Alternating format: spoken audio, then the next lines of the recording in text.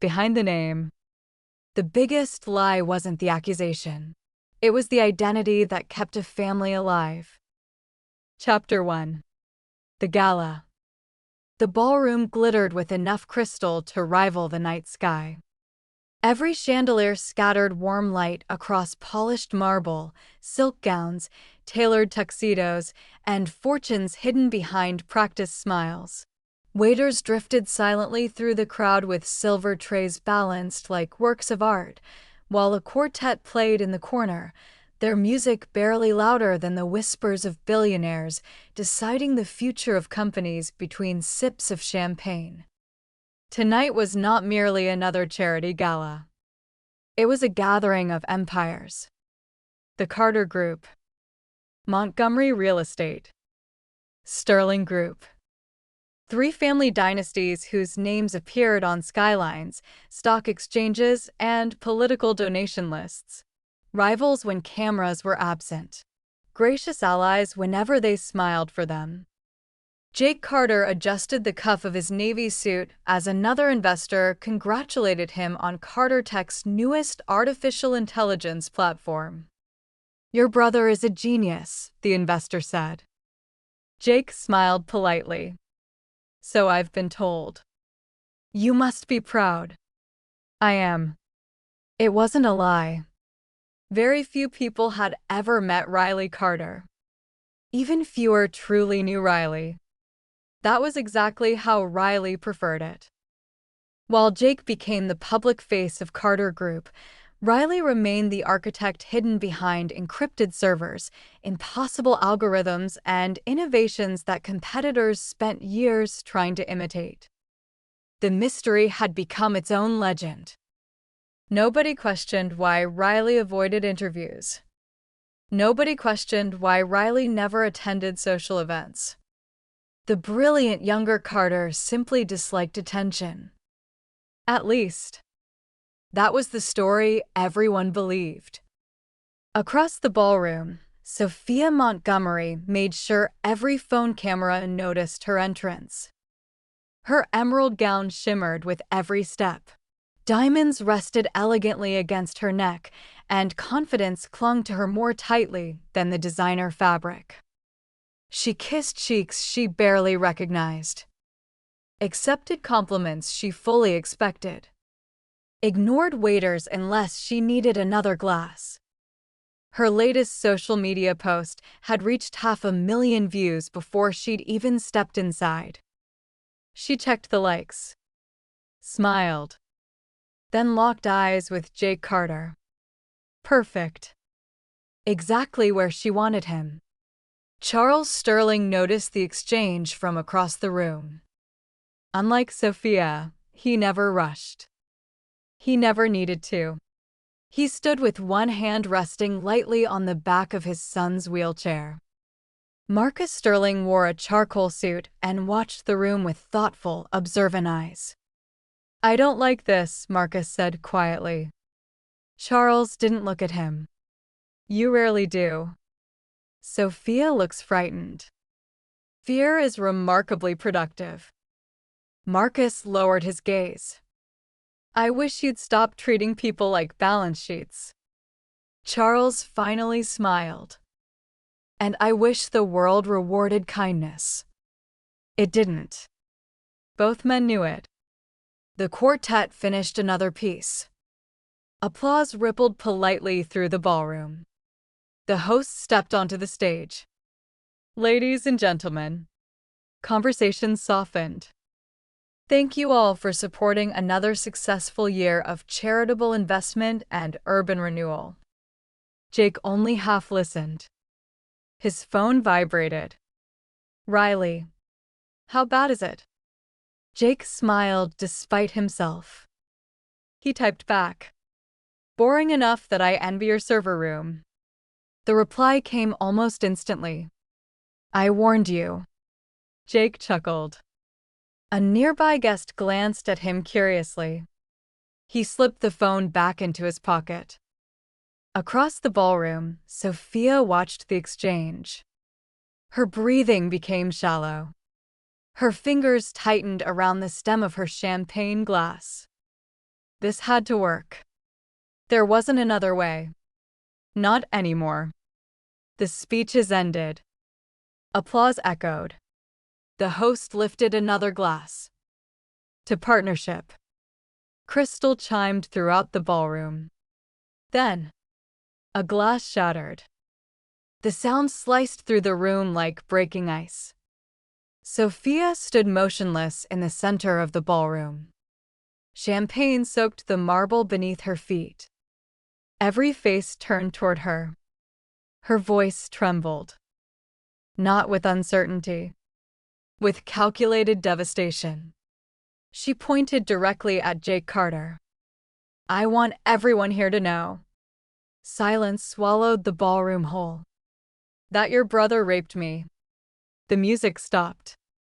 Nobody breathed. Sophia's next words struck even harder. And I'm carrying his child. The champagne in Jake Carter's hand slipped from his fingers. It exploded across the marble floor. He stared at Sophia, blinking once, twice. Then, to the absolute horror of everyone in the room, Jake Carter threw back his head and laughed. Chapter 2. Blood Oath. Nobody moved. It wasn't silence anymore. It was shock given a heartbeat. The crystal fragments from Jake Carter's champagne glass glittered across the marble floor while his laughter echoed beneath the chandeliers, sharp and uncontrollable. Sophia Montgomery stared at him in disbelief. You think this is funny? She screamed. Jake tried to answer. Another laugh escaped him. He pressed a hand over his mouth, shaking his head, but it only made it worse. Several guests stepped in front of Sophia instinctively. One elderly woman gasped. My God. A young entrepreneur muttered, has he completely lost his mind? Charles Sterling remained exactly where he stood. Watching. Calculating. Marcus frowned. Father. Charles silenced him with the slightest movement of a finger. Sophia's father, Edward Montgomery, stormed across the ballroom. You filthy animal. His fist connected squarely with Jake's jaw. The crack echoed through the room.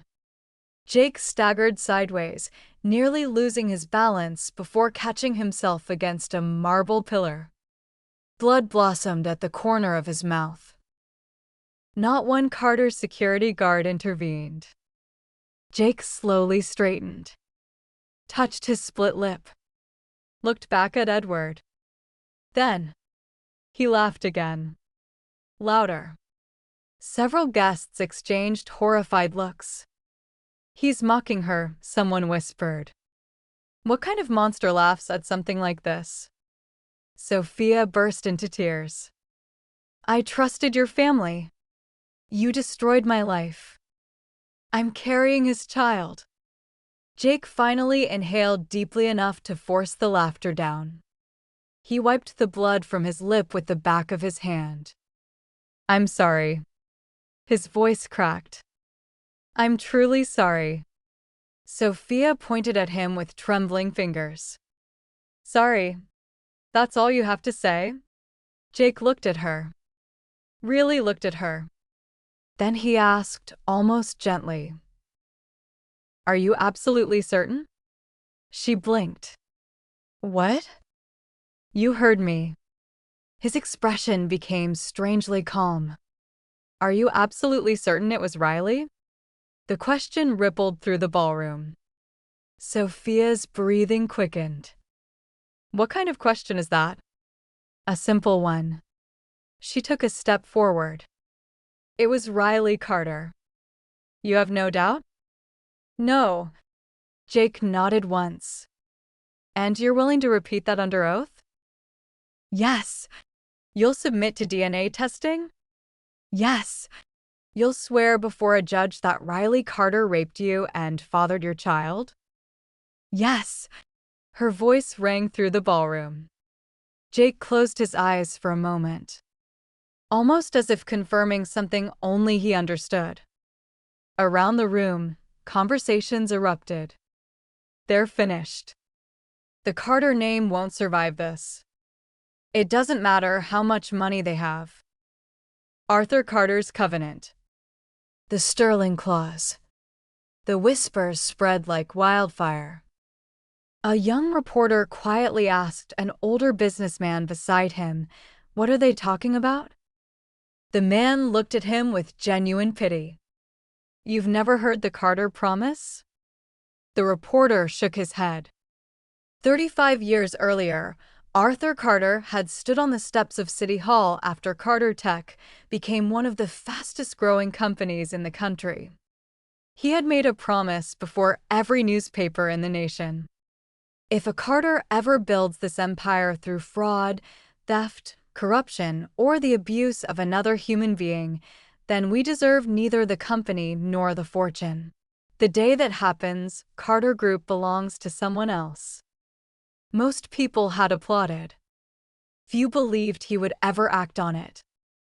Until Arthur had it written into the Carter family trust. Irrevocably. If any Carter heir was found legally guilty of those crimes, every controlling share, every voting right, every division of Carter Tech and Carter Real Estate would transfer automatically to Sterling Group. No appeals. No loopholes. No second chances. The reporter's face drained of color.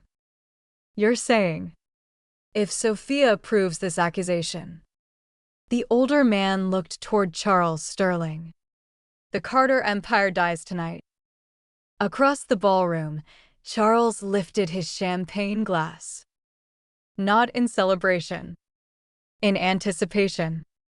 Marcus noticed. His stomach turned. Jake opened his eyes. His laughter was gone. Only resolve remained. He reached into his jacket and removed his phone. He pressed one button. The call connected almost immediately. "Jake."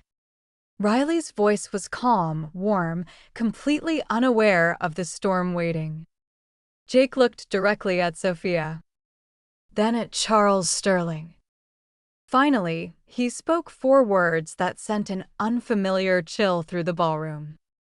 "Riley, come to the gala." And for the very first time, Charles Sterling's confident smile faltered. Chapter 3. The Ghost of Carter. The ballroom had forgotten how to breathe. Nobody left. Nobody reached for the dessert tables. Even the musicians stood frozen, their instruments resting silently in their hands. Jake Carter slipped his phone back into his pocket. "He'll come?" Edward Montgomery asked, his voice dripping with contempt. Jake looked at him. "Riley always comes." Sophia folded her arms. "Good." She forced confidence into her smile. "Then everyone will hear the truth from his own mouth." Jake didn't answer. Charles Sterling checked the time on his watch. "How long?" Jake shrugged. "Depends on traffic." A ripple of uneasy laughter passed through a handful of guests. It died almost immediately. No one knew how to behave anymore. The gala had transformed into a courtroom without a judge. A trial before the wealthiest people in the country. Within minutes, reporters who had been covering the charity event sensed blood in the water. Phones buzzed. Messages flew. Breaking news banners began appearing across television screens.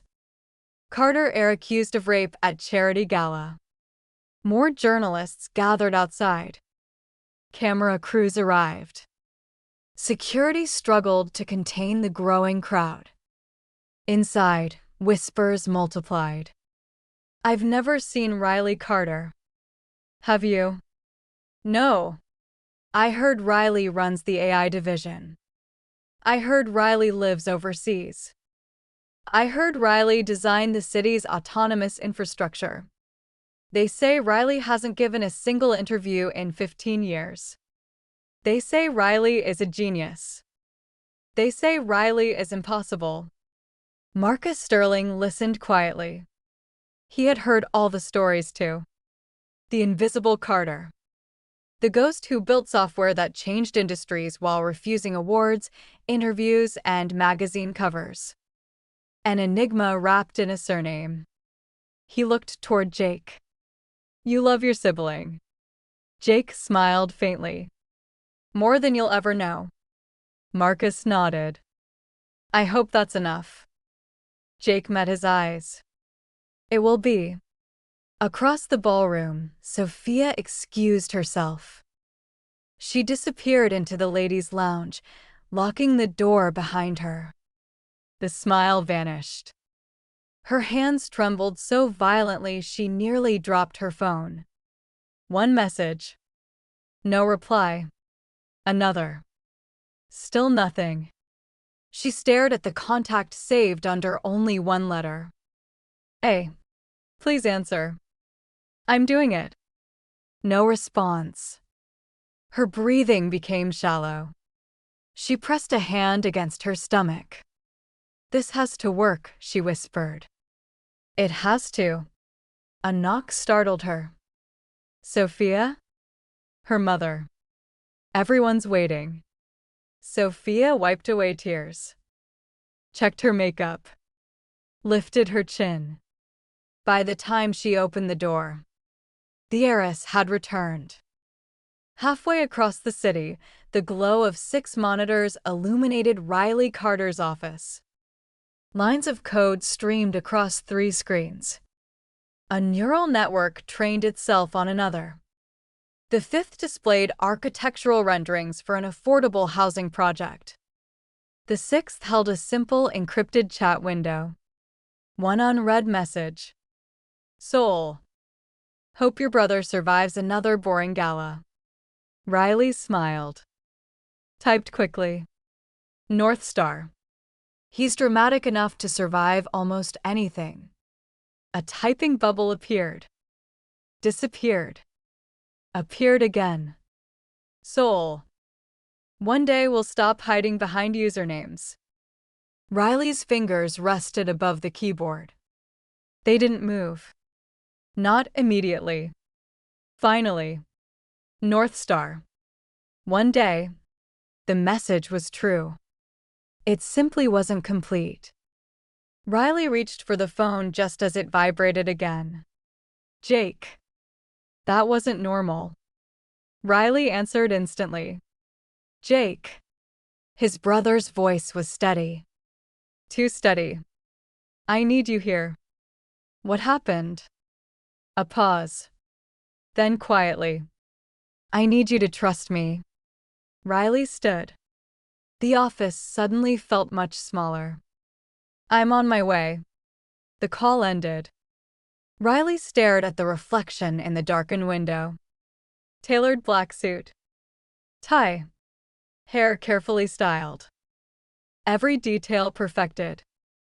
Every detail constructed. 15 years of becoming someone the world expected. 15 years since anyone outside one person had seen Riley Carter exactly as Riley truly was. A soft chime came from the computer. Another message from Soul. Soul. Whatever today brings, remember this. Another message followed. You deserve a life where you never have to pretend. Riley closed their eyes. A strange ache settled in their chest. If only it were that simple. The monitors went dark one by one. Riley picked up the car keys, locked the office, and drove toward the gala. Toward a truth that had waited 15 years. Without knowing that tonight, it would finally be set free. Chapter 4. The heir arrives. Outside the Grand Meridian Hotel, the street had transformed into a sea of flashing blue lights and satellite vans. News helicopters circled overhead. Journalists crowded against the security barriers. Every few seconds, another notification lit up across social media. Hashtag Carter scandal. Hashtag justice for Sophia. Hashtag the fall of Carter. No one wanted to miss history. A black sedan rolled silently toward the entrance. It stopped beneath the covered driveway. The driver stepped out. A polished black shoe touched the pavement. Then another. Riley Carter emerged without hurry. The cameras erupted. Riley, Mr. Carter, did you assault Sophia Montgomery? Do you deny the allegations? Are you the father of her child? Microphones thrust forward like spears. Camera flashes burst in relentless waves. Riley said nothing. Not because there was nothing to say. Because there was no point speaking before knowing the whole picture. Calmly, Riley adjusted the cuff of the tailored suit. Straightened the tie. Then walked through the crowd with measured steps. Someone shouted, "Look at him." Another voice answered, "He's younger than I expected." So that's Riley Carter.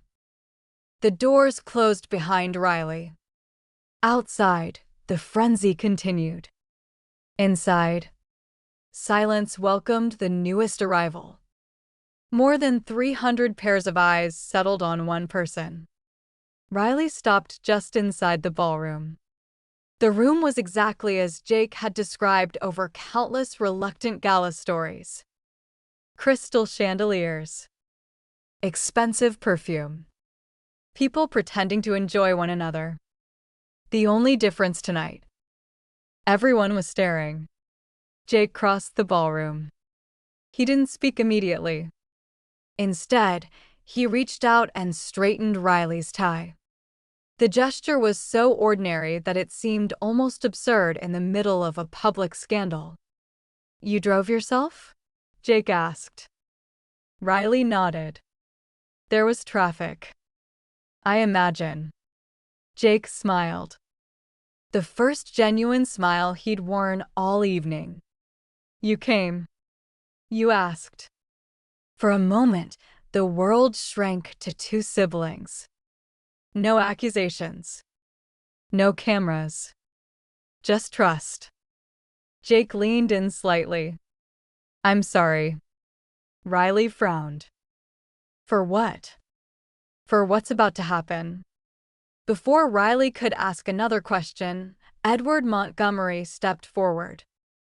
"So," his voice carried effortlessly across the ballroom, "the coward finally shows himself." Jake sighed. "Edward." "No." Edward pointed toward Sophia. "My daughter deserves answers." Riley looked at Sophia for the first time. She looked exhausted. Frightened. There were faint traces where tears had been repaired by expensive makeup. Something wasn't right. Not yet. But something. Riley spoke calmly. "Miss Montgomery." Sophia's joy tightened. "You don't get to greet me politely after what you did." Riley blinked once. "What exactly did I do?" The room exploded. Listen to him. He's pretending not to know. Unbelievable. Sophia took a shaky breath. "You raped me." Riley's expression didn't change. "You impregnated me." Still nothing. "You ruined my life." Silence. Riley studied her for several long seconds. Not with anger. Not with fear. With concentration. Almost. Like a programmer searching for the flaw in a piece of code. Finally, Riley asked one quiet question. "When?" Sophia stared. "What? When did this happen?" "The 18th of January. Riley nodded thoughtfully. "And where?" "The penthouse at the Regency Towers." Another nod. "What time?" Sophia hesitated. "Around She swallowed. 10. Riley's eyes remained steady. No. The single word landed softly, almost kindly. No. Riley shook their head. That isn't possible. Edward Montgomery lunged forward. You dare call my daughter a liar? Jake stepped between them. No one is calling anyone a liar. Then what is he saying? Jake looked at Riley. Riley looked back. 15 years of shared secrets passed silently between them. Then Riley answered. I'm saying. The ballroom leaned forward as one. That on the 18th of January. Riley stopped. A phone vibrated. Not Jake's. Not Riley's. Sophia's. Her face drained of every last trace of color as she looked at the screen. One message. From the contact saved only as. A. Chapter 5. The message. Sophia's fingers tightened around her phone. The screen glowed for only a second before she instinctively lowered it. Too late. Riley had noticed. Not the words. The fear. It wasn't the fear of being accused. It was the fear of someone who had just realized the plan had begun to move without her. Jake noticed it too. Charles Sterling did not move. But his eyes lingered on Sophia just a fraction longer than before. Interesting. Well, Edward Montgomery demanded. You were saying the 18th of January wasn't possible. Every eye returned to Riley. Riley spoke evenly. I was. And I would like to understand the accusation before responding. A ripple of disbelief spread through the ballroom. You need to understand it? Edward barked. My daughter just told you. Riley inclined a head slightly. She told me what she believes happened. Believes? I'd like facts. Sophia laughed bitterly. Facts? You want facts? She reached into her handbag and pulled out a folded envelope. I came prepared. She thrust it toward Riley. Jake intercepted it first. Inside, a medical report. A positive pregnancy test. Estimated pregnancy. Doctor's signature. The room erupted. Oh my God. She's really pregnant. Jake handed the report to Riley. Riley read every line, every date, every number, then quietly folded it again. This confirms one thing. Sophia smiled through her tears. Exactly. Riley looked up. That you're pregnant. Her smile faltered. It confirms nothing else. Edward slammed a fist onto a nearby table. Are you calling medical science a lie now? No. Riley's voice remained calm. I'm saying pregnancy establishes maternity. The room frowned. It does not establish paternity. Several attorneys in attendance exchanged glances. Technically, Riley was right. Charles Sterling finally spoke. Only 5 words. Continue, Mr. Carter. The room fell silent again. Riley looked at Charles briefly. Then back to Sophia. You stated the 18th of January. Yes. You stated the Regency Towers penthouse. Yes. You stated approximately 10 o'clock. Yes. You are willing to swear to each of those facts? I already told you. Yes. Riley nodded thoughtfully. Thank you. Sophia blinked. That's it. For now. Edward threw his hands into the air. This is ridiculous. Jake stepped beside Riley. No. His eyes never left Sophia. It really isn't. Sophia's pulse hammered. Something was wrong. Jake wasn't panicking. Riley wasn't denying anything. Charles wasn't celebrating. Nothing was happening the way it was supposed to.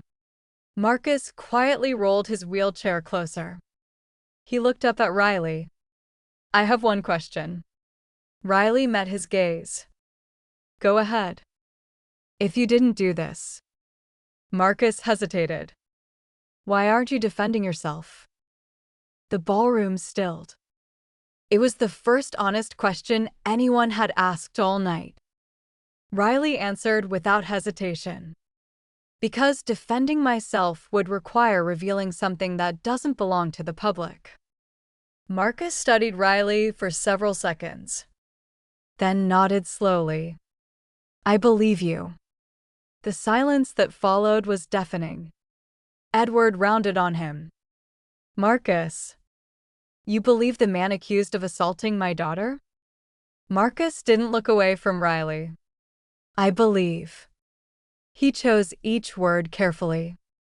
That someone carrying that much sadness doesn't look like they're preparing a lie. Charles finally turned toward his son. There was no anger in his expression. Only disappointment. Compassion is admirable. Marcus answered quietly. So is truth. Across the ballroom, Gabriela Santos had watched every second unfold. She had come to the gala as a guest of one of Carter Tech's international partners, mostly to network. Instead, she couldn't stop watching Riley. Not because of the accusation, because of the voice. Measured. Patient. Thoughtful. There was something strangely familiar about the rhythm of it. Almost like reading words she'd read hundreds of times before. Impossible. She shook the thought away. North Star had never shared a photograph. Never a video. Never even a voice message. Still, something refused to let go. Then Riley spoke again. This time to Sophia. I have one last question. Sophia forced herself to stand straighter. What now? Riley looked at her with neither anger nor triumph. Only quiet curiosity. When you decided it was me. The wording caught everyone off guard. Not when this happened. When you decided. Who convinced you? Riley continued softly. That I was the safest person to accuse? Sophia's eyes widened. For one terrifying heartbeat. She looked directly at Charles Sterling. Only for a heartbeat. But Riley saw it. Jake saw it. Marcus saw it. And so, for the very first time that evening, did Charles Sterling. Chapter 6. The variable nobody expected.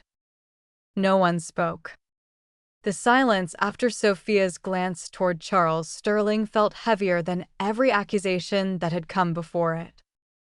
Charles, however, did not react. He simply adjusted the cuff of his tailored suit. So, he said evenly, have we reached the point where we accuse one another with nothing more than eye contact? A nervous laugh escaped someone near the back of the ballroom. Nobody joined in. Riley answered calmly. No. Charles raised an eyebrow. I merely observed that Miss Montgomery looked to someone before answering. People look around rooms. They do. And programmers learn very quickly that patterns matter. Several guests frowned. Jake folded his arms. He'd seen this before. Whenever Riley stopped talking like a business executive and started talking like an engineer, Riley turned toward Sophia again. You've repeated the same sequence every time.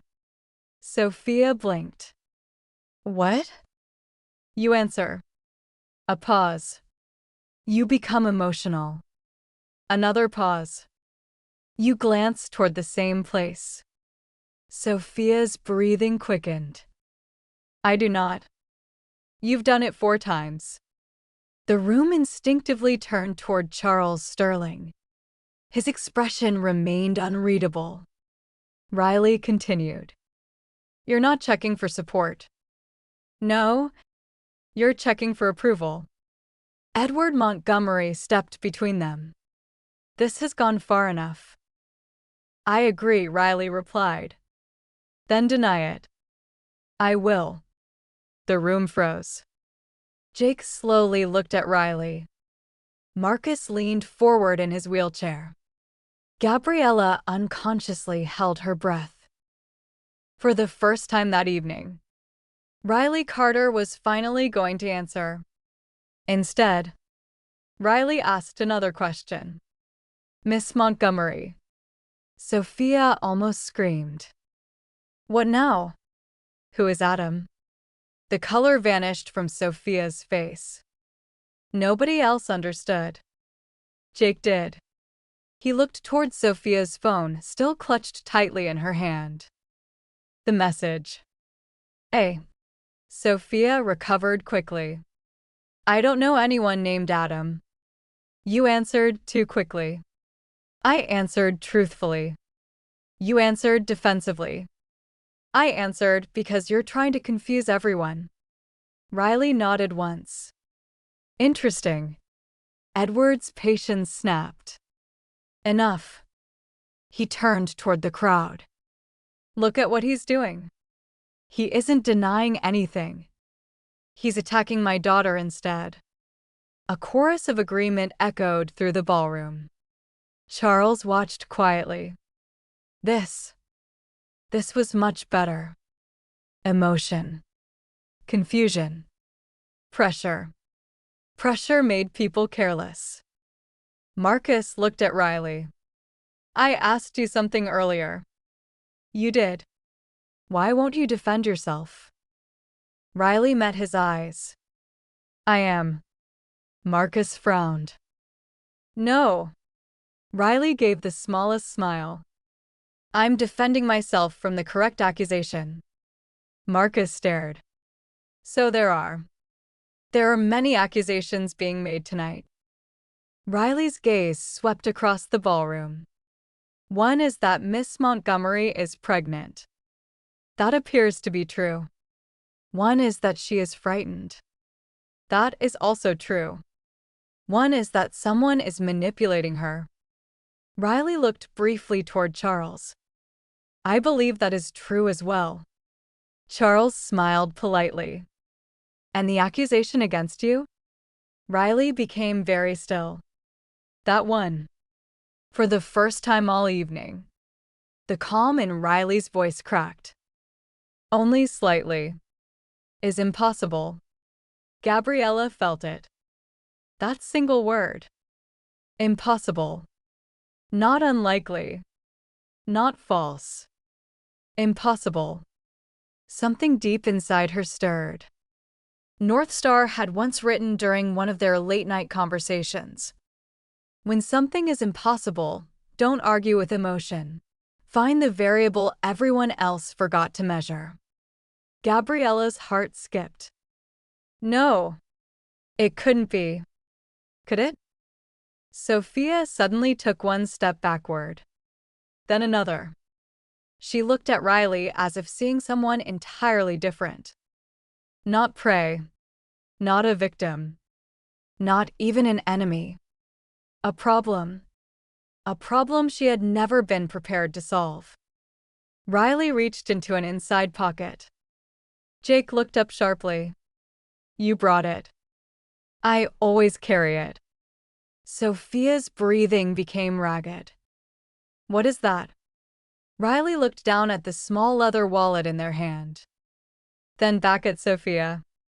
This, Riley said quietly, contains the one thing that ends tonight. Jake closed his eyes. After 15 years, the moment had finally arrived. He whispered so softly that only he could hear it. I'm sorry, Mom. Then he looked at his little sibling and nodded. Riley understood. For the first time in 15 years, Riley reached for the truth. The ballroom leaned forward, and Riley opened the wallet.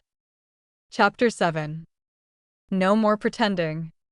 Riley placed the wallet on the table and reached for the leather folder she brought with. No one spoke. Even the reporters, hungry for the next headline, lowered their microphones. Riley opened the folder. Inside were neatly arranged documents, photographs, medical records, legal files. 15 years. Reduced to paper. Riley removed the first photograph. It was slightly faded around the edges. A little girl, 7 years old. Long dark hair tied into 2 untidy ponytails. A missing front tooth. Grinning proudly while holding up a robotics trophy nearly as large as she was. Jake smiled despite himself.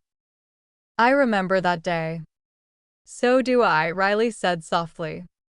Sophia frowned. What is this supposed to prove?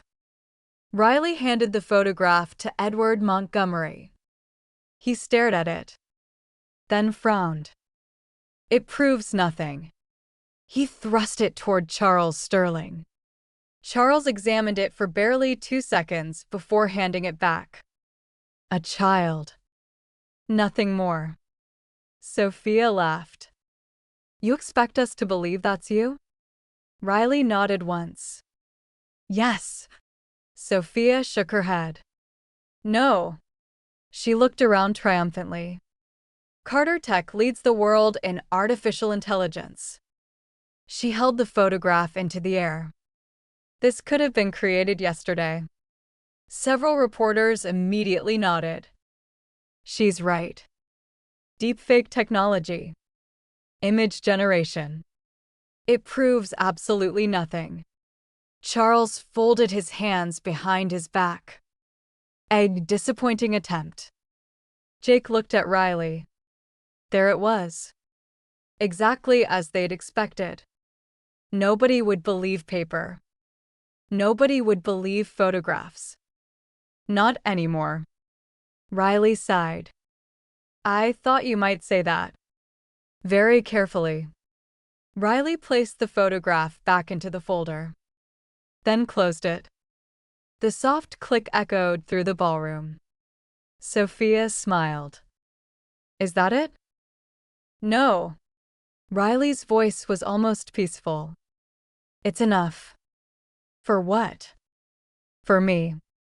Riley reached for the top button of the crisp white shirt. Edward frowned. What are you doing? The first button slipped free. No answer. The second. A murmur spread through the crowd. The third. Charles Sterling's expression changed for the first time that evening. Only slightly. But enough. Jake looked away. Not because he was ashamed. Because he knew what this moment cost. Riley had hidden behind expensive suits. Lowered her voice. Changed the way she walked. Changed the way she laughed. Given up birthdays. Relationships. Dreams. Even her own reflection. Not because she wanted to. Because everyone believed the Carter Empire needed a son. The fourth button. The white shirt loosened. Beneath it, the simple black strap of a bra became visible against Riley's shoulder. No lace. No extravagance. Nothing dramatic. Just ordinary. Just real. The ballroom stopped breathing. One reporter lowered his camera.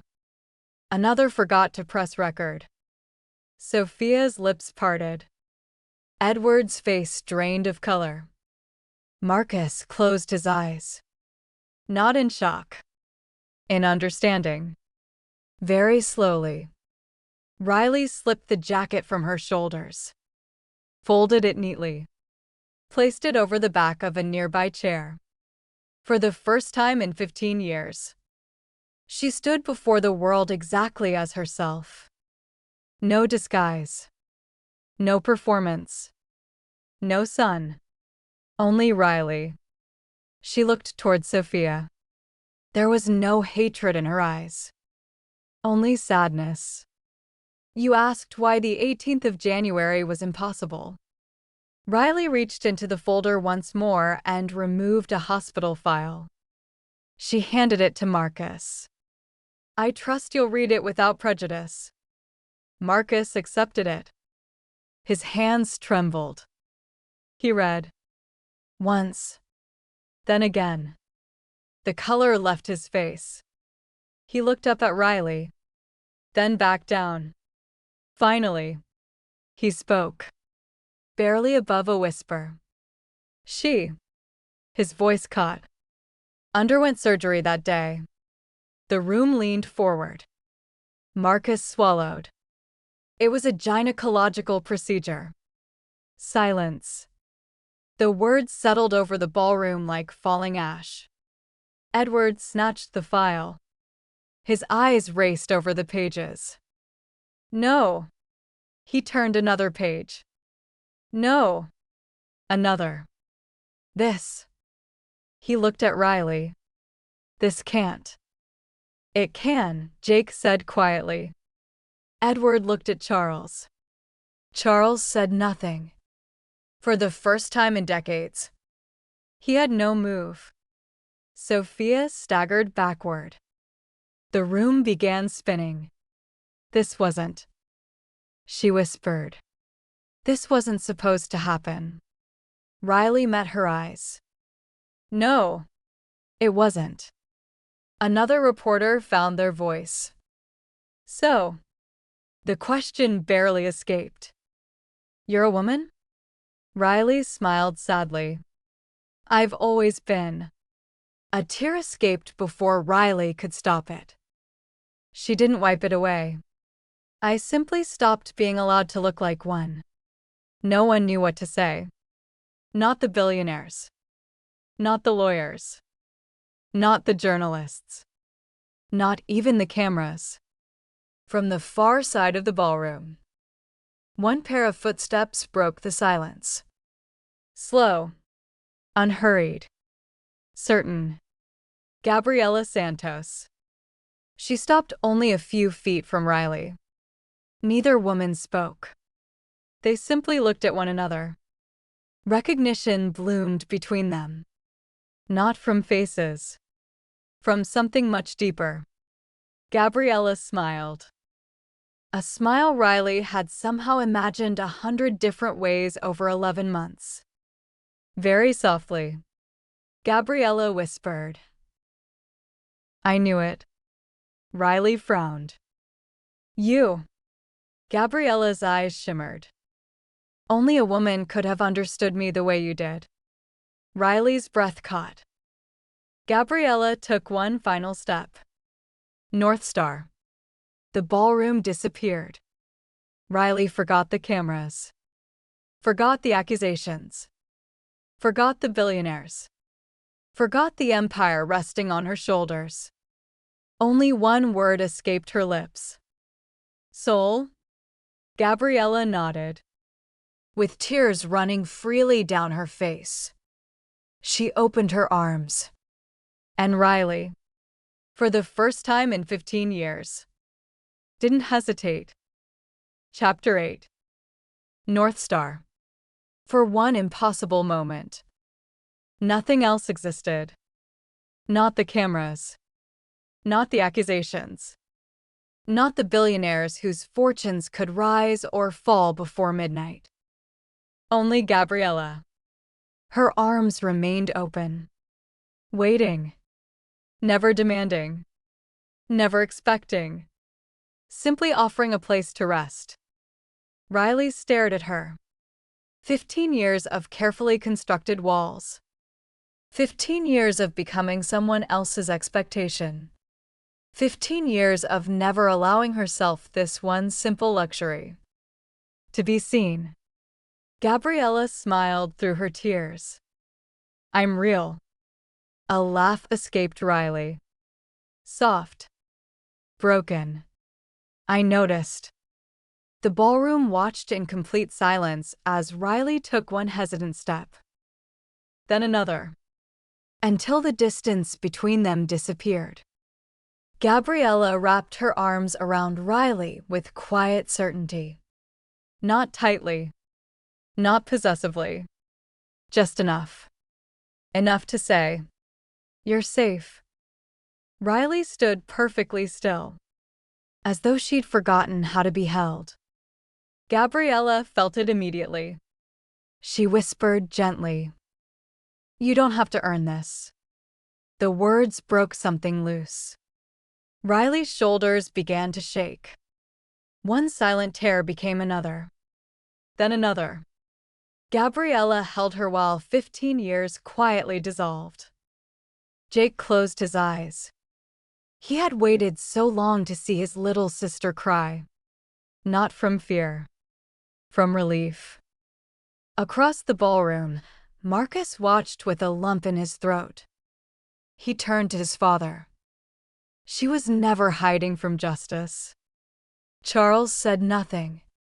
Marcus continued. She was hiding from us. Charles finally answered. No. His eyes remained fixed on Riley.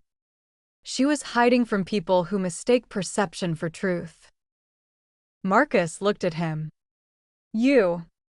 Charles didn't respond. Sophia remained frozen where she stood.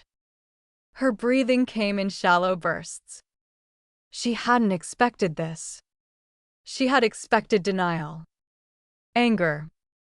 Threats. Lawyers. Not this. She looked at Riley. At Gabriella. At the room. Nobody was looking at her anymore. For the first time in her life. Sophia Montgomery had become invisible. The realization terrified her. Edward Montgomery slammed both hands onto a nearby table. No. The sound echoed through the ballroom. This changes nothing. Heads turned.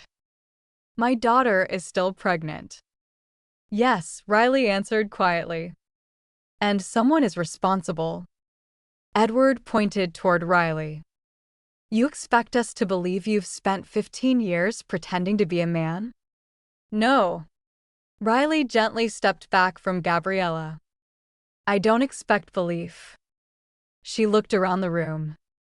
I expect evidence. Jake smiled. There she was. His little sister. Always letting facts speak louder than outrage. Edward laughed bitterly. Evidence? What evidence?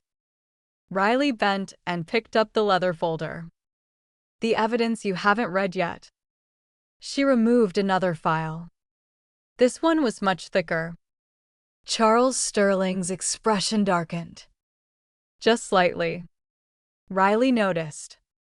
So did Jake. Inside the file. Bank transfers.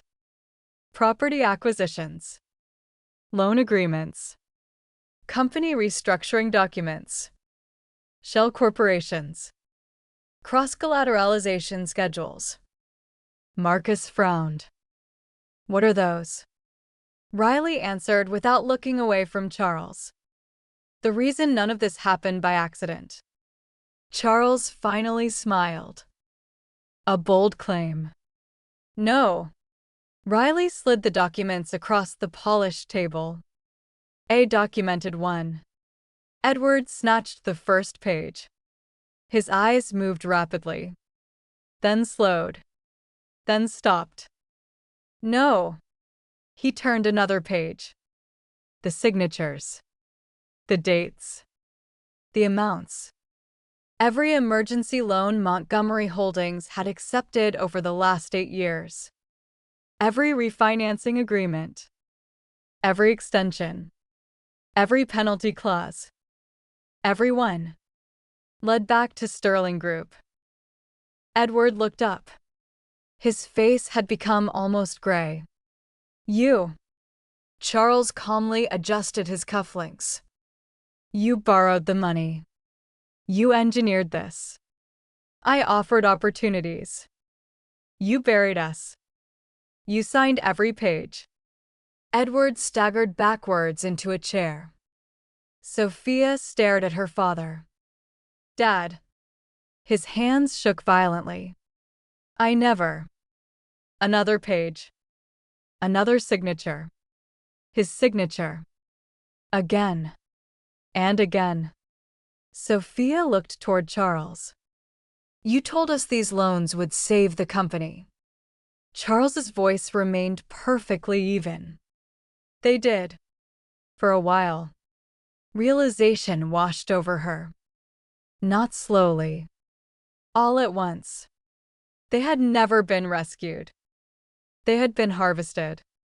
Marcus looked at his father with quiet horror. You planned this. Charles finally turned to his son. I planned certainty. You planned to own them. I planned to protect Sterling Group. You used me. Charles's silence answered for him. Marcus lowered his head. So that's why. He couldn't finish the sentence. Charles did it for him. Marriages have secured business alliances for centuries. Marcus looked physically ill. You never cared whether she wanted me. No. You only cared about the land. Charles didn't deny it. Across the ballroom, Gabriella slipped her hand into Riley's. No hesitation. No embarrassment. No performance. Their fingers intertwined naturally, as though they had been doing it for years. Riley glanced down. A tiny smile escaped. Gabriella noticed. I've wanted to do that for 11 months. Riley laughed quietly. So have I. Neither realized the photographers had started taking pictures again. Not of the scandal. Not of the billionaires. But of two women standing hand in hand in the middle of a room where one had finally stopped pretending. Then a voice shattered the fragile peace. It wasn't Charles. It wasn't Edward. It wasn't Sophia. It came from the back of the ballroom. Those financial records. Everyone turned. An elderly man stepped forward. One of the country's most respected forensic auditors. He removed his glasses, looked directly at Charles Sterling, then quietly said the 7 words that changed the future of every family in the room. I audited these accounts 3 years ago. Charles didn't blink. The auditor continued. And they weren't written like this. Chapter 9. The Land Beneath.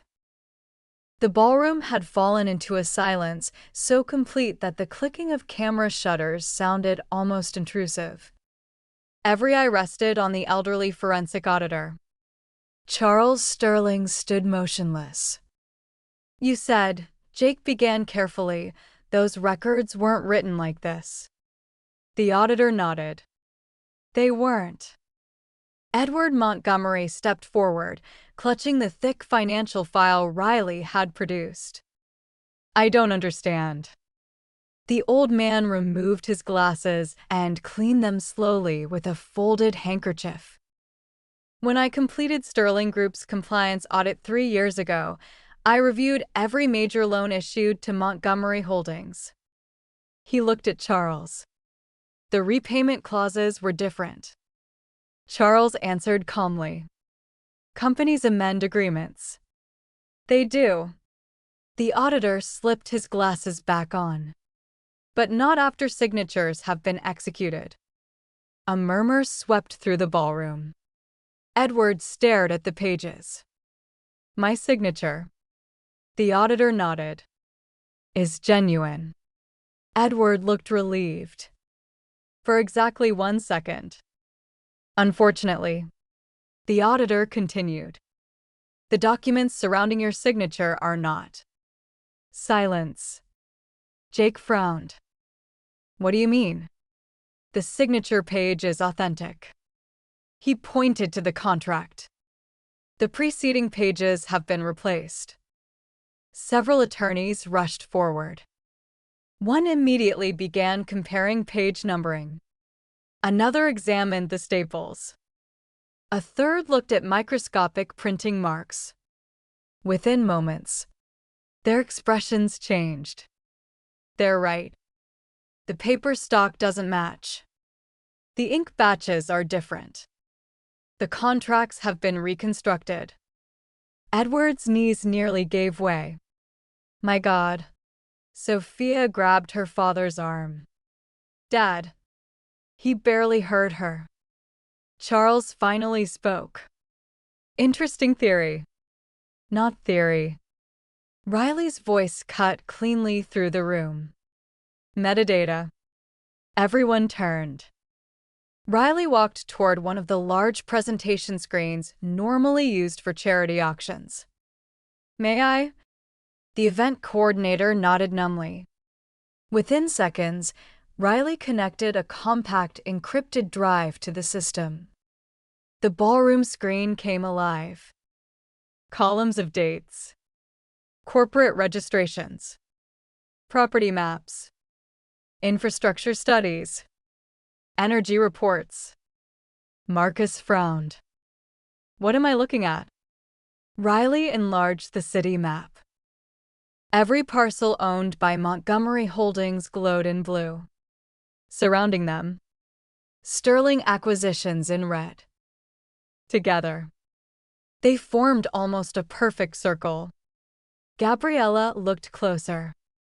That isn't random. No. Riley zoomed in further. At the very center of the circle, one untouched section of Montgomery land remained. Just one. Charles's eyes narrowed. Riley noticed. There it is. Jake folded his arms. I wondered when you'd see it. Edward looked utterly confused. What is it? Riley turned toward him.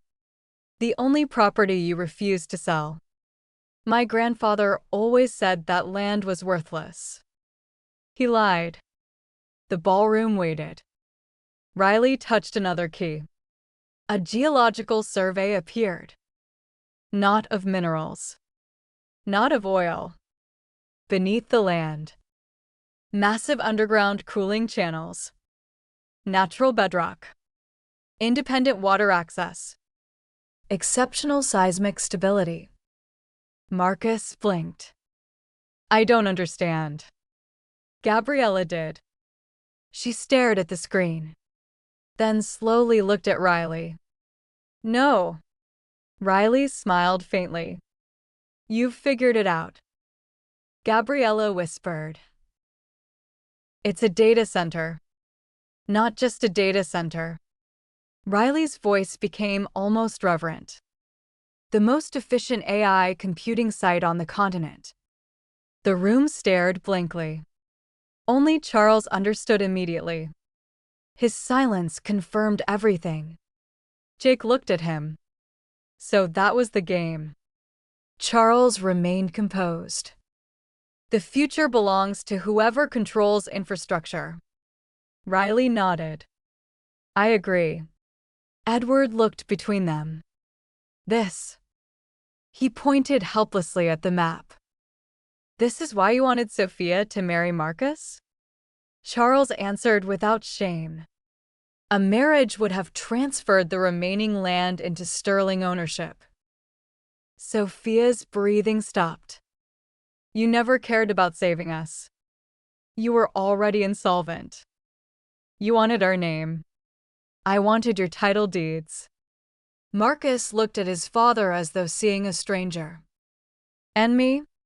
Charles finally met his son's eyes. You were the mechanism. Marcus closed his eyes. The words struck harder than any insult ever could.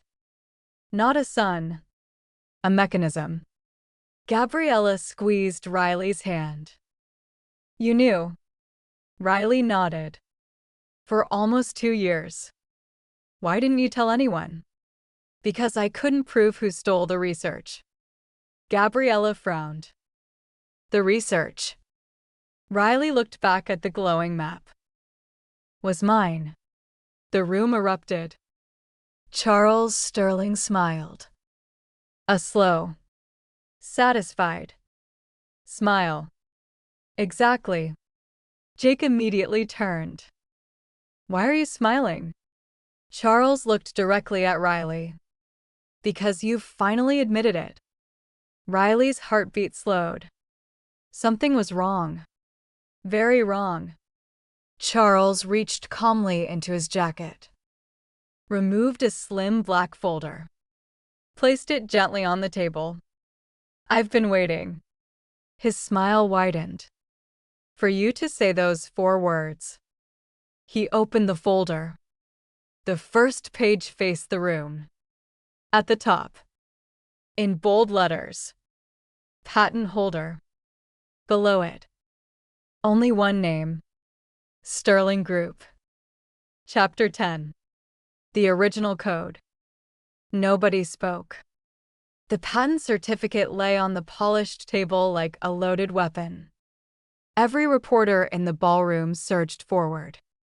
Camera shutters exploded in rapid succession. Sterling Group holds patent to Carter technology. The headlines were already writing themselves. Jake picked up the certificate. He read every line, every registration number, every government seal, every signature. Then he looked at Riley. It's genuine. I know. You've seen it before? Riley nodded. Twice. Sophia frowned. You knew. I knew someone had patented my work. And you did nothing? I did everything. Riley's voice remained calm. I simply couldn't prove who had stolen it. Charles folded his hands behind his back. The patent office disagreed. The patent office saw documents. They saw evidence. They saw lies. Charles smiled. They saw ownership. Riley smiled back. They saw paperwork. The two stood across from one another, neither blinking, neither raising a voice. The ballroom had become a chessboard, and everyone else were merely watching the match.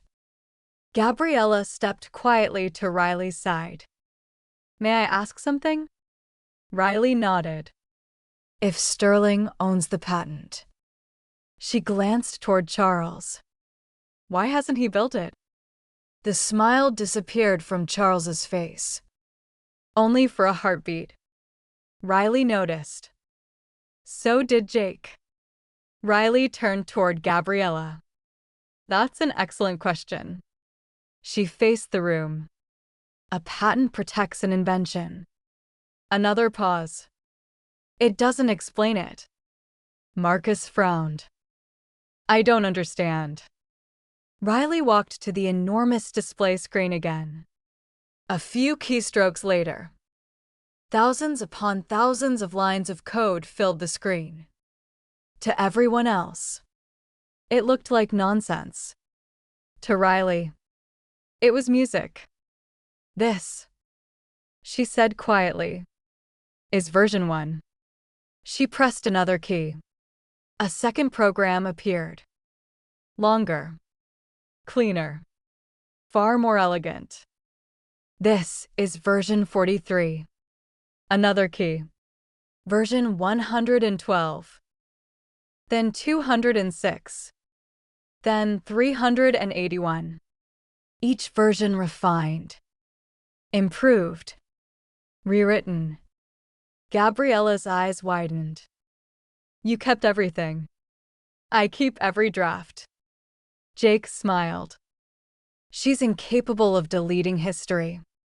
A ripple of confused laughter spread through the room. Riley pointed to the earliest version. This file was written 8 years ago. She pointed to the latest.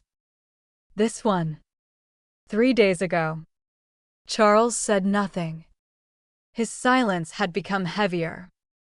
Riley turned to him. You patented version 1. Another pause. I built version 381.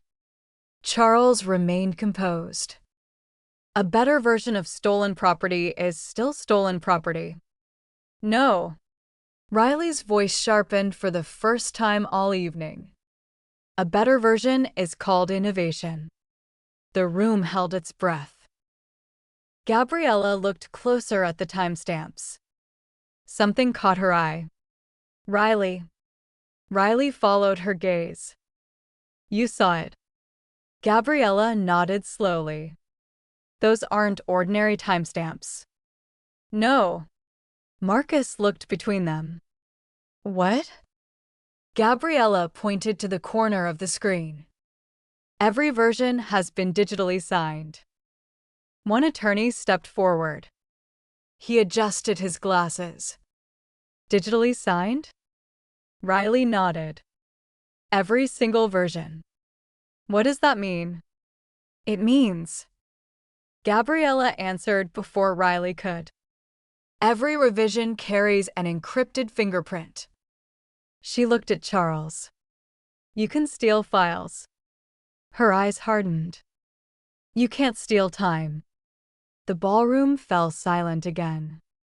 Charles finally spoke. You believe timestamps prove ownership? No.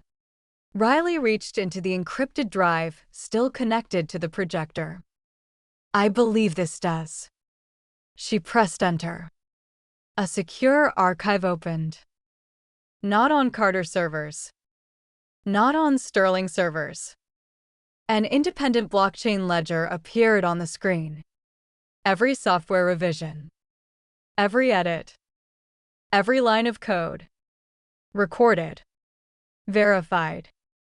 Impossible to alter without leaving evidence. Jake laughed. Not loudly. Not mockingly. Just once. Charles looked at him. Jake smiled. You spent 8 years trying to prove Riley stole an invention. He looked at the ledger. The whole time, Riley built the evidence into the invention itself. Charles's calm facade cracked. Only slightly. But enough. Riley took one slow step forward. I knew someone would eventually steal it. Charles's jaw tightened. So I designed something else. What? The truth. Charles frowned. Riley's eyes met his. The code doesn't just tell me when it was written. Another step. It tells me. One more. Who opened it? The room froze. Charles stopped breathing. For the first time that evening, Riley smiled. Not with triumph. With certainty. I know exactly who stole my work. Charles's expression finally changed. Not to fear. To calculation. He had one move left. Without warning, he reached into his jacket. Every Carter security guard stiffened. Marcus's eyes widened. Sophia gasped. Charles slowly withdrew. A mobile phone. It vibrated once. He read the message. Then looked up at Riley. His calm returned. You may know who stole your work. He slipped the phone back into his pocket. But you still don't know. He smiled. Who paid them? And somewhere, far beyond the ballroom, a server was remotely erased. Chapter 11. The Witness. The silence after Charles's final words lasted only seconds. Then, Riley smiled. It wasn't a victorious smile. It was almost sympathetic. Charles noticed. I assume you find something amusing. Riley nodded once. I do. Charles folded his hands. And what would that be? You still think I keep my work on servers? A murmur spread through the ballroom. Jake couldn't help himself. He laughed. This time, everyone understood why. Charles looked between the two siblings. What are you talking about? Riley reached into the inside pocket of the jacket folded neatly over the chair. She removed something no larger than a coin. A matte black disc. Marcus frowned. What is that? My laboratory. Nobody understood. Gabriella did. Her eyes widened. You carry it? I carry every version. She placed the tiny device on the table. It has never been connected to the internet. Charles stared. Impossible. It can't be hacked. Riley continued quietly. It can't be erased remotely.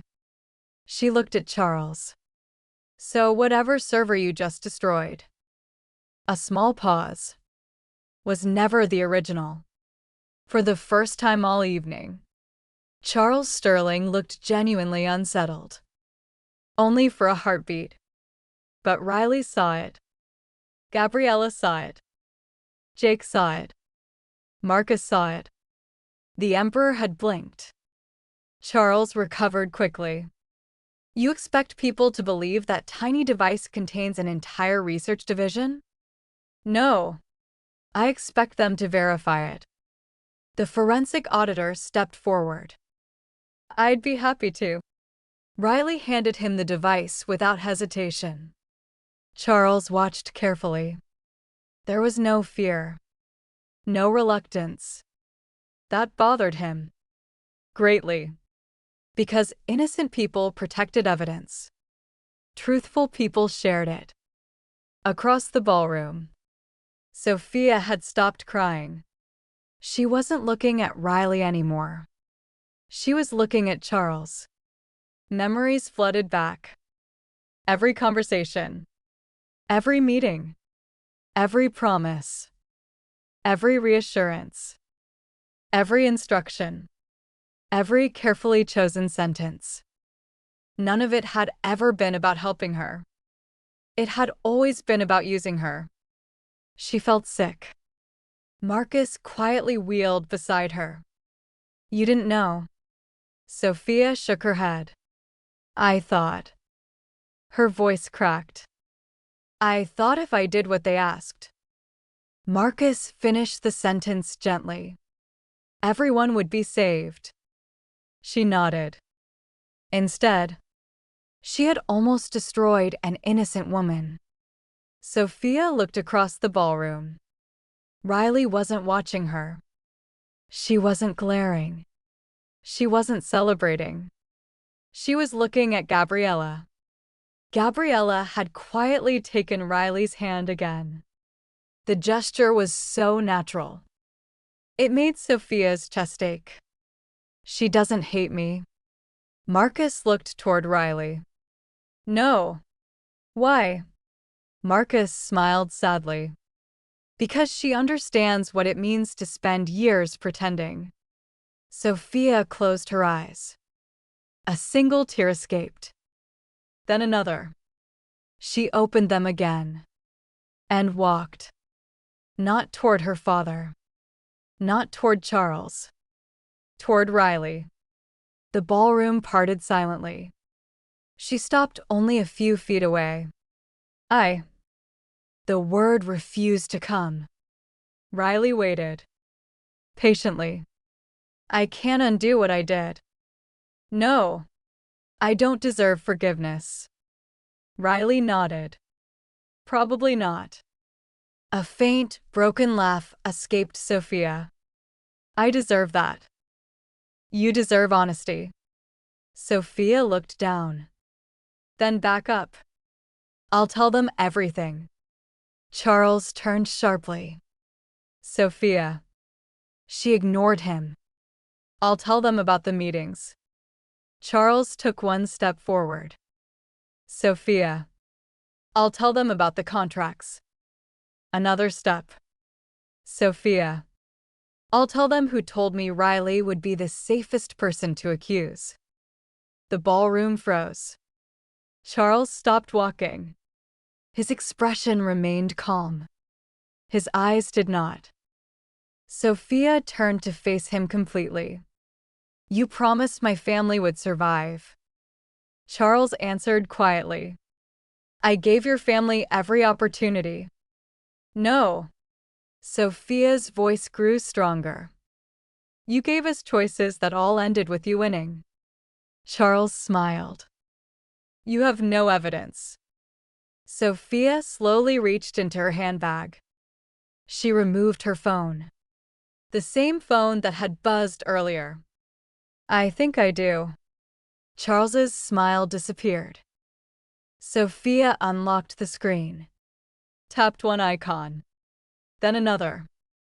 She looked at Riley. "I never trusted him completely." Riley frowned. "What did you do?"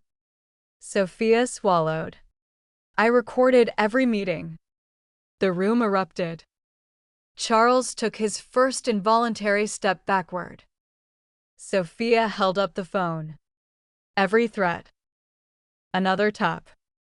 Every promise. Another. Every instruction. She looked directly into Charles Sterling's eyes. And she smiled through tears. Every lie. Charles inhaled slowly. Very slowly. Then he did something no one expected. He laughed. Not loudly. Not cruelly. Quietly. Almost. With admiration. Everyone stared. Charles looked at Riley. Then at Sophia. Then at Jake. Finally, he spoke. "You've all spent the evening believing this story was about me." He buttoned his jacket. "It never was." The ballroom went still. Charles smiled. "It was about finding." A pause. "The one person in this room who would eventually betray me." He looked directly at Sophia. "Thank you for identifying yourself." Then he turned and walked calmly toward the ballroom doors. No one stopped him. No one moved. Just before he reached the exit, his phone rang. He answered, listened, smiled, then looked back over his shoulder. "The police are here." Another smile. "They're not looking for me." And the ballroom doors opened. Chapter 12. The knock at the door. The ballroom doors swung open. 6 uniformed police officers entered first. Behind them, 2 detectives. 3 officials from the Financial Crimes Directorate. And finally, a woman in a charcoal suit carrying a leather briefcase. She didn't look at Charles. She didn't look at Sophia. She walked directly toward Riley.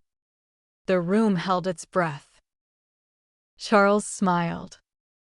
"I told you." The woman stopped only a pace away from Riley. "Miss Carter." For the first time that evening, she addressed Riley exactly as Riley truly was. Jake's smile widened. The woman extended her hand. "I'm Advocate Helen Voss." Riley shook it. "Thank you for coming." Charles frowned. Very slightly. The advocate opened her briefcase. Removed a thick sealed envelope. "I have been instructed by the High Court to deliver these documents personally." Edward Montgomery blinked. "High Court?" The advocate nodded. "This afternoon an emergency application was granted under seal." The detective stepped toward Charles Sterling. His smile faded. "Not completely. Just enough." Advocate Voss broke the seal. Her voice carried clearly through the silent ballroom. "By order of the court." She glanced briefly at Charles. "Sterling Group's assets are to be provisionally frozen pending investigation into allegations of fraud, document alteration, patent theft, corporate coercion, and conspiracy." Every camera in the room flashed at once. Charles didn't move. The advocate continued. Further, she lifted a second document. The transfer provisions contained within the Carter Family Trust. Jake looked at Riley. Riley gave the smallest nod. Are suspended until the criminal allegations against Riley Carter have been fully investigated. The entire ballroom erupted. Edward staggered backward. They suspended the Carter clause? They did. Can they do that? They already have. Charles finally spoke. You planned this. Riley answered quietly. No. I prepared for it. Charles's eyes narrowed. When? Riley looked at the detective standing beside Advocate Voss. The day I realized someone had stolen version 1. A murmur rippled through the room. You went to the authorities? No. Riley smiled faintly. I went to a judge. Gabriella looked at Riley with amazement. You expected all of this? Riley nodded.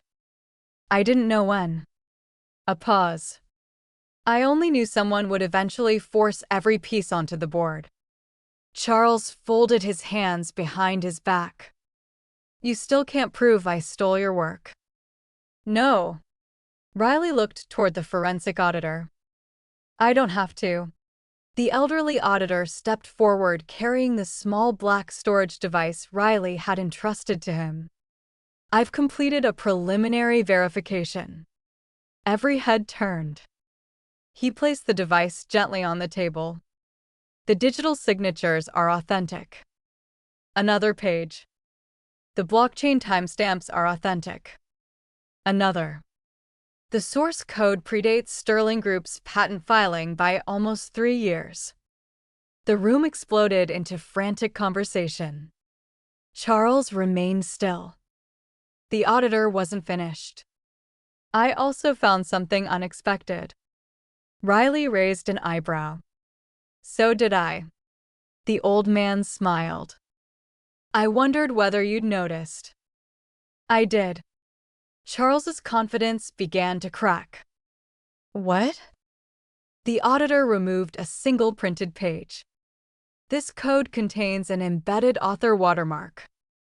Marcus frowned. Watermark. Riley nodded. Every programmer leaves fingerprints. The auditor continued. Most are accidental. He looked toward Riley. Yours wasn't. Riley smiled. No. It was a trap. Charles inhaled sharply. The auditor held up the page. Hidden inside every build is a unique sequence. He looked directly at Charles. One that automatically records the identity of the first unauthorized user. Silence. The detectives looked at one another. So, one finally asked, who opened it? The auditor lowered the paper. His expression had become almost solemn. It wasn't Charles Sterling. The room froze. Sophia looked up. Jake frowned. Even Riley blinked. What? The auditor met Riley's eyes. The first unauthorized access came from. He turned the page over. Read the final line. Inside Carter Tech. No one breathed. Jake stared at Riley. Riley stared at the report. Gabriella's fingers tightened around Riley's hand. Charles smiled. Slowly. Patiently. Triumphantly. I told you. He looked directly at Riley. You still didn't know who betrayed you. Across the ballroom. Jake whispered almost inaudibly. No. Because there was only one possibility. Only one person at Carter Tech who had access to Riley's private development environment. Someone Riley trusted without question. Someone who had vanished from the company almost 2 years earlier. someone whose name Riley had not spoken since. And for the very first time that evening, Riley looked afraid. Chapter 13. The Cost of Saving Someone. No one spoke. The words echoed inside Riley's mind. Inside Carter Tech. Not Sterling. Not Montgomery. Home. Gabriella felt Riley's hand grow colder. She squeezed it gently. Riley barely noticed. The ballroom blurred. The voices became distant. The chandeliers dissolved into streaks of light. Then, one name surfaced. No. Jake heard it. He looked at Riley. You know. Riley closed her eyes. I know. Charles watched quietly. He didn't interrupt. He didn't need to. The truth was doing his work for him. Detective Naomi Kumalo stepped forward. Miss Carter. Riley opened her eyes. Do you recognize the digital signature? Riley nodded once. Yes. Who is it? Silence. Jake quietly moved beside his sister. You don't have to say it alone. Riley smiled sadly. I know. Another deep breath. Then, Ethan. The name drifted through the ballroom. Not one journalist recognized it. Jake did. His shoulders dropped. I hoped I was wrong. So did I. Gabriella looked between them. Who is Ethan?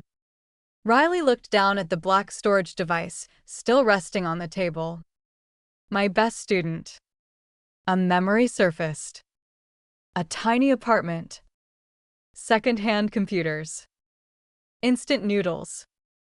A young man who apologized for asking too many questions. I'm sorry, Miss Carter. I don't understand how your brain works. Riley had laughed. Good. Neither do I most days. Back in the ballroom. Sophia listened quietly. Marcus too. Riley continued. He graduated top of his class. He turned down 3 international companies.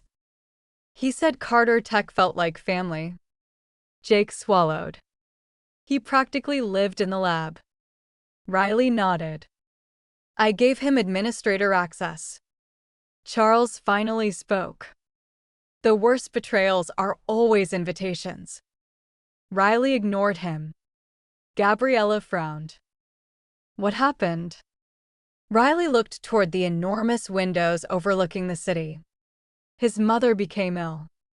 Jake finished the sentence. Stage 4 lymphoma. Riley nodded. The treatment wasn't covered. He couldn't afford it. Sophia whispered. So, he sold your work. Riley looked at her. No. He sold hope. Silence. Marcus closed his eyes. He understood. Charles looked almost amused.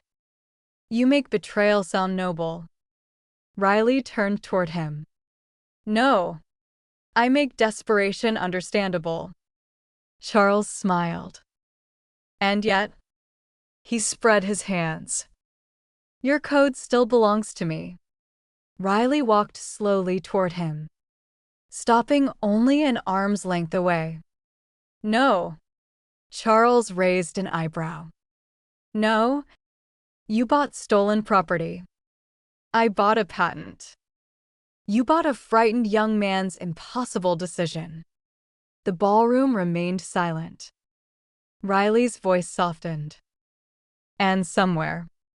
A pause. He's been carrying that guilt for 2 years.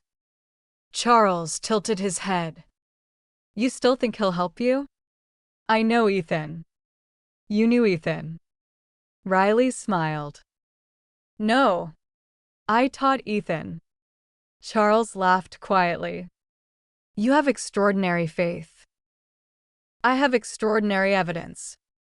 Charles folded his arms. Where? Riley looked toward the ballroom entrance. He's already here. Every head turned. The doors remained closed. No one stood there. Charles smiled. A bluff. Riley shook her head. No. She pointed instead.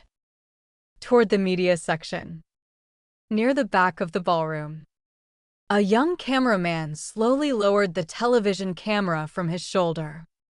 No one had looked at him all evening. Why would they? He was just another member of the press. The man removed his press badge. Then the baseball cap.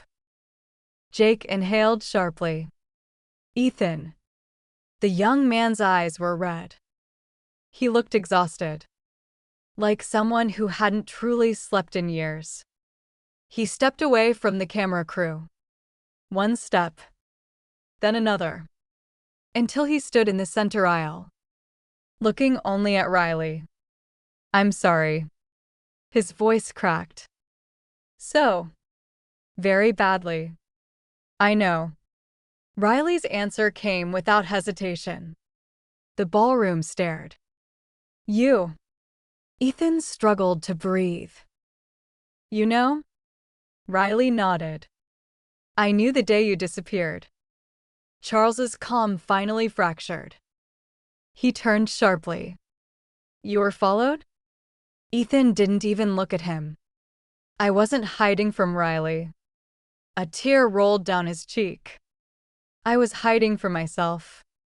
He slowly reached into his jacket. Detectives tensed. Instead, he withdrew a battered USB drive. Its edges were worn smooth with age. I kept one copy.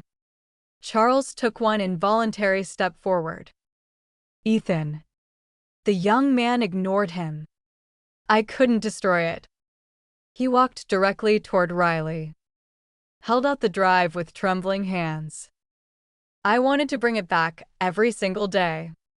Riley looked at the drive. Then at Ethan. She didn't take it. Instead, she stepped forward and hugged him. The ballroom gasped. Ethan broke. Completely. I stole everything from you. Riley held him tighter. No. You stole code. She looked toward Gabriella. Then toward Jake. Finally, back to Ethan. You don't get to steal the person who taught you to become better than your worst mistake. Charles Sterling stared.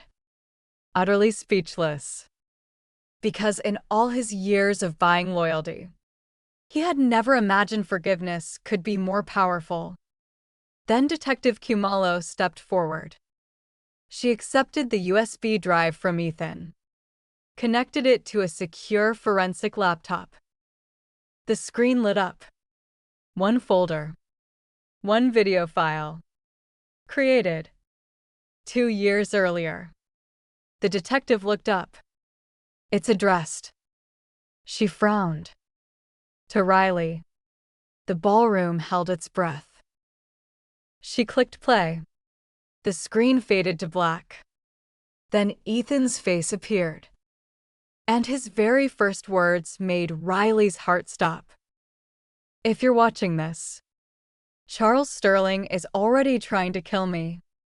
Chapter 14. Choosing tomorrow. The video ended. No one moved. No one spoke. The ballroom, so loud only hours before, had become a place of quiet reckonings. Detective Naomi Kumalo closed the laptop. I think we've heard enough. She turned to Charles Sterling. Charles Sterling, you are under investigation for fraud, conspiracy, corporate espionage, patent theft, document manipulation, witness intimidation, and coercion. Charles adjusted the sleeve of his jacket one final time. I'll have excellent lawyers. I'm sure you will. The detective stepped forward. Charles didn't resist. As they placed him in handcuffs, he looked only at Riley. "You've won tonight." Riley met his gaze. "No." Charles frowned. "I survived." For the first time. Charles had no answer. He was led toward the ballroom doors. Marcus watched his father leave. Not with hatred. With grief. Charles paused beside him. "Marcus." Marcus looked up. "I hope one day." His voice remained steady. "You learn the difference between building an empire and owning one." Charles was escorted away. The doors closed behind him. And with them, an era ended. Sophia stood alone. She looked smaller somehow. The confidence that had once filled every room had disappeared. She walked toward Riley. "I don't expect forgiveness." Riley smiled faintly. "I know. I'll spend the rest of my life making this right." "I hope you do." Sophia nodded, then surprised everyone. She turned to Ethan. "You don't have to carry this alone anymore." Ethan looked at her. Neither had clean hands. Both had been manipulated. Both had made terrible choices. Both still had a future. It wouldn't be easy, but it would be honest. The reporters began shouting questions. "Miss Carter, what happens to Carter Tech? Will you sue Sterling Group? Are you taking over as CEO?" Jake looked toward Riley. The room waited. For years. Every decision had eventually found its way back to Riley. This one would be no different. Riley stepped toward the microphones. "I've spent 15 years becoming someone I never wanted to be." The room fell silent. "I don't intend to spend the next 15 making the same mistake." She looked at Jake. "My brother built Carter Tech into a company our parents would still be proud of." Jake smiled. "You built it. We built it." Jake's eyes shimmered.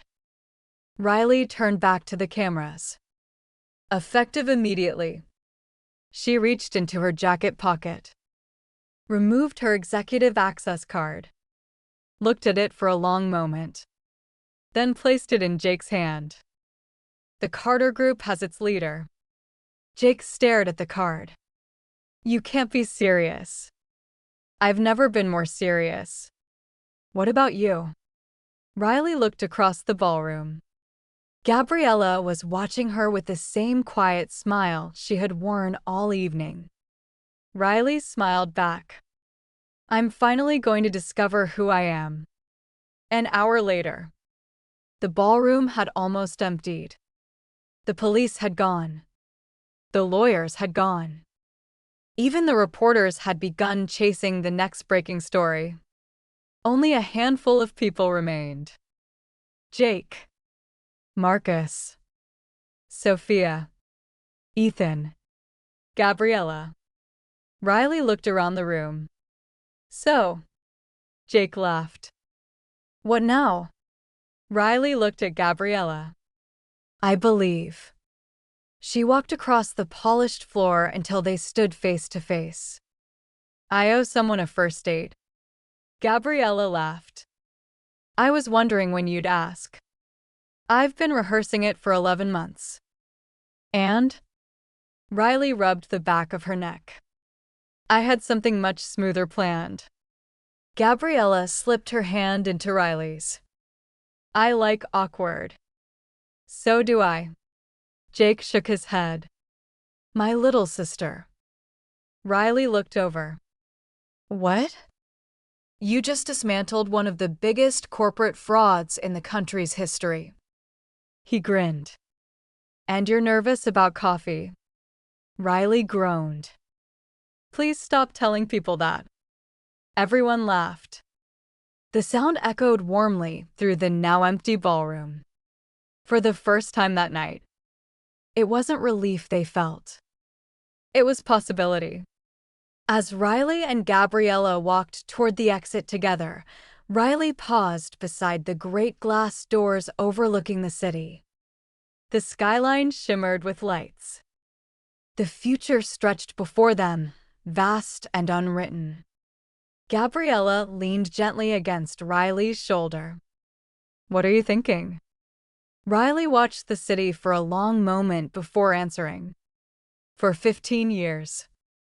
She intertwined their fingers. "I spent my life building places for other people to belong." She turned to Gabriella, her smile soft and unguarded. "I think it's finally time to build a home for us. Together." They stepped into the night. Not as strangers. Not as survivors. But as two women who had already found each other long before they ever met. Tomorrow could wait. Tonight belonged to them. Chapter 15. Home. The cafe overlooked the harbor. Not because it was fashionable. Because nobody important ever came there. No photographers. No investors. No reporters. Just the smell of fresh coffee. Sea air drifting through open windows. And two women who had spent 11 months learning each other's souls before ever learning each other's smiles. Gabriella stirred her coffee. "You know." Riley looked up. "I imagined this place 100 times." Riley smiled. "So did I." Gabriella laughed. "You were taller." Riley blinked. "I was. In my imagination." Riley laughed so suddenly that coffee almost escaped through her nose. "That's rude." "It is." Gabriella leaned across the little wooden table. "I also imagined you with glasses." "I own glasses." "You do." "I hate wearing them." Gabriella grinned. "I'd still like to see them." "Maybe." "Definitely." Riley shook her head. "You negotiate like a lawyer." "I negotiate like a woman who's waited 11 months for coffee." They laughed together. Not because the joke was extraordinary. Because laughing no longer hurt. Silence settled comfortably between them. The kind that only arrives when conversation no longer has to carry the weight of uncertainty. Gabriella reached across the table. "May I?" Riley looked at her hand. "You don't have to ask." "I want to." Riley placed her hand in Gabriella's. Their fingers fit together as though they had been practicing for years. Gabriella traced the faint calluses along Riley's fingertips. "Programmer's hands." Riley looked down. "I always thought they were ugly." Gabriella lifted Riley's hand and kissed her knuckles. "I think they've spent a lifetime building beautiful things." Riley looked away. Not because she was embarrassed. Because no one had ever spoken to her that gently. When she looked back, Gabriella was still smiling. "So." Gabriella tilted her head. "Can I ask you something?" "You can ask me anything." "If you could wake up tomorrow." She smiled. "With absolutely nobody expecting anything from you. What would you do?" Riley didn't answer immediately. She watched a fishing boat glide across the water. A gull landed on the railing. Someone inside the cafe dropped a spoon. Life. Simple. Uncomplicated. Finally, Riley spoke. "I'd grow my hair." Gabriella smiled. "I noticed." "I'd buy clothes because I like them." "What else?" "I'd stop lowering my voice." Gabriella nodded. "What else?" Riley laughed quietly. "I've always wanted to dance." Gabriella raised an eyebrow. "Really?" "I never learned." "Then we'll learn." "You dance?" Gabriella shrugged. "Poorly." Perfect. Another silence. Lighter this time. Gabriella studied Riley's face. Can I tell you something? Always. I fell in love with your mind first. Riley smiled. I know. Then I fell in love with your kindness. Riley's eyes softened. I know. Gabriella leaned a little closer. And now, she reached up and gently tucked a loose strand of Riley's growing hair behind her ear. I'm falling in love with watching you become yourself. Riley's breath caught. Nobody had ever said anything so beautiful to her. She stood, walked around the little table, held out her hand. Gabriella looked up. What? You promised we'd learn to dance. Here. Why not? There isn't any music. Riley smiled. There doesn't have to be. Gabriella took her hand. They stood between tiny cafe tables while the elderly owner quietly smiled from behind the counter. Riley rested one hand carefully at Gabriella's waist.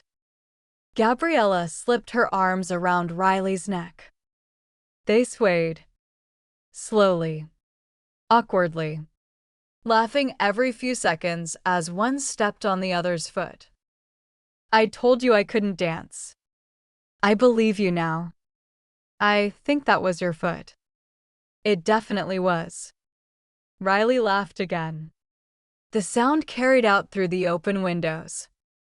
Into the sunlight. Into a future that no longer frightened her. Gabriella looked up. Riley? You know what my favorite part of this whole story is? What? I was right. About what? Gabriella smiled. I told you 6 months ago that only a woman could understand me the way you did. Riley's eyes glistened. You did. I just didn't know. Gabriella reached up and cupped Riley's face. How beautiful she'd be. Riley closed the final inch between them. Their first kiss was unhurried. Not a celebration. Not a reward. A beginning. When they finally parted, Riley rested her forehead against Gabriella's. I've kissed you in my imagination more times than I can count. Gabriella laughed softly. Were they all that good? Riley pretended to think. No. This one was better. Gabriella kissed her again. Longer this time. The cafe owner quietly flipped the little sign on the door from open to back soon, then disappeared into the kitchen with a knowing smile. Neither woman noticed. They were too busy discovering how naturally one kiss became another. How easily laughter slipped between them. How wonderfully ordinary happiness could feel. Outside, the harbor carried on. The city carried on. The headlines would fade. The trials would come and go. Companies would rise. Empires would fall. But inside a tiny cafe overlooking the water, Riley Carter finally came home. Not to a building. Not to a family name. Not to an empire. She came home. To the woman who had loved her long before she ever knew her face. And Gabriella, smiling against Riley's lips, whispered the words that would become the first promise of the rest of their lives. Welcome home, North Star.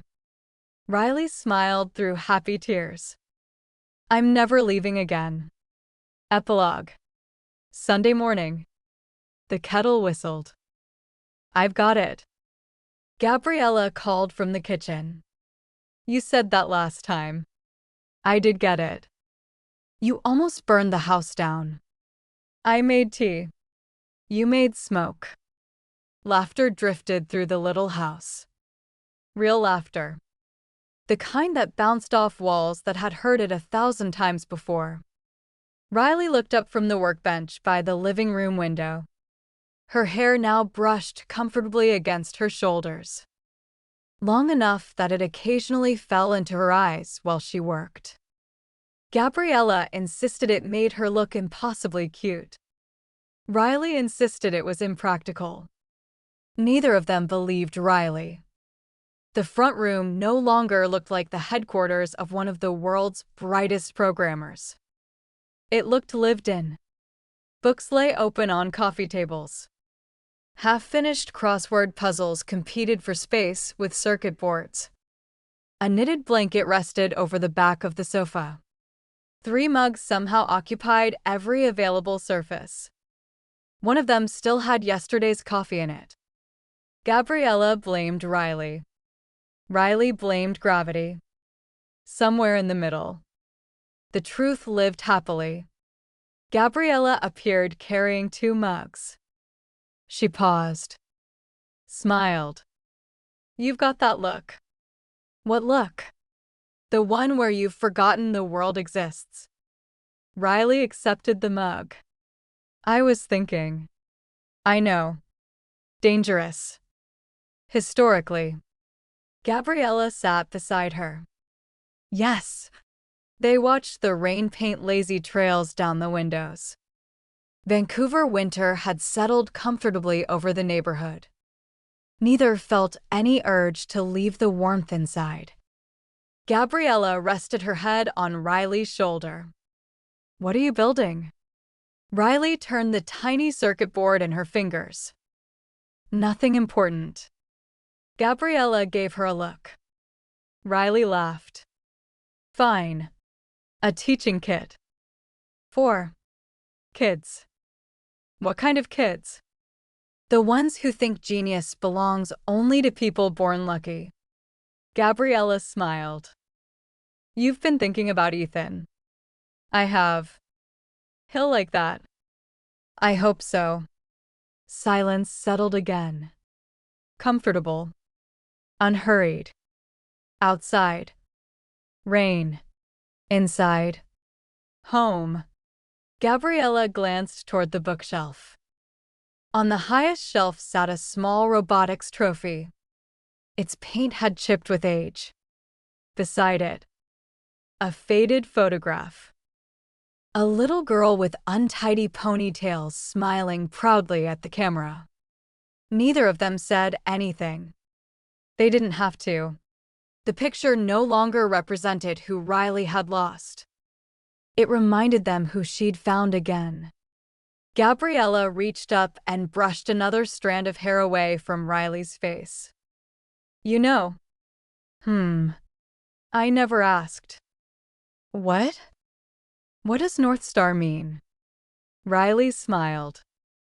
"It was the first thing my mom ever taught me." Gabriella waited. "When I was little." Riley looked toward the rain-soaked garden.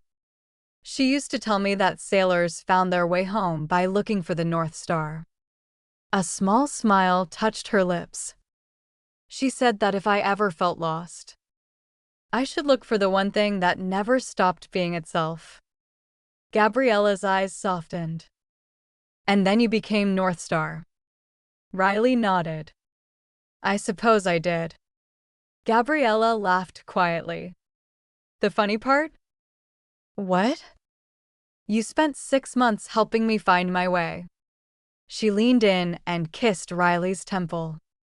"When all along, you were trying to find your own." Riley looked at the woman beside her.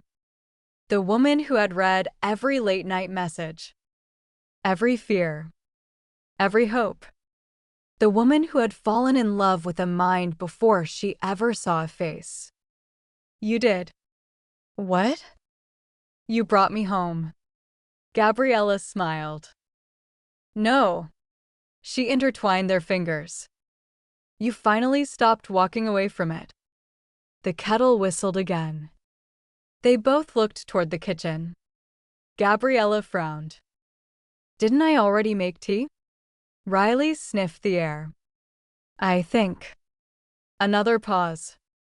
"You've done it again." Gabriella's eyes widened. "Oh no."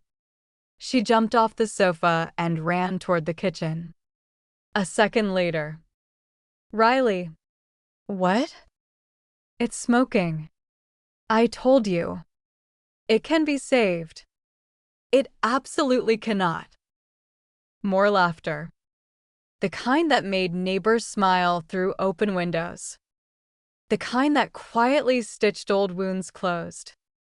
Riley leaned against the kitchen doorway, watching Gabriella wage a dramatic battle against an innocent kettle. She realized something then.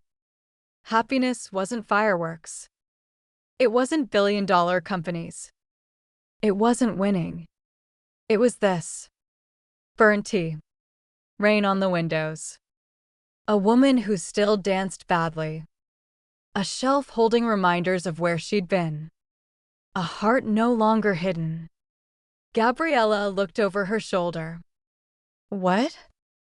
Riley crossed the kitchen, wrapped her arms around Gabriella from behind, and rested her chin lightly on her shoulder. Nothing. Gabriella smiled. It doesn't sound like nothing. Riley kissed her cheek. I was just thinking. She looked around their little kitchen. Their little life. Their little forever. My mother was right. About what? Riley smiled as sunlight finally broke through the clouds and spilled across the floor. The North Star. She kissed Gabriella once more. This time when their lips met, it held more than just 11 months of anonymity, 6 months of careful getting to know each other. It held the words Riley whispered into Gabriella's mouth. Always leads you home.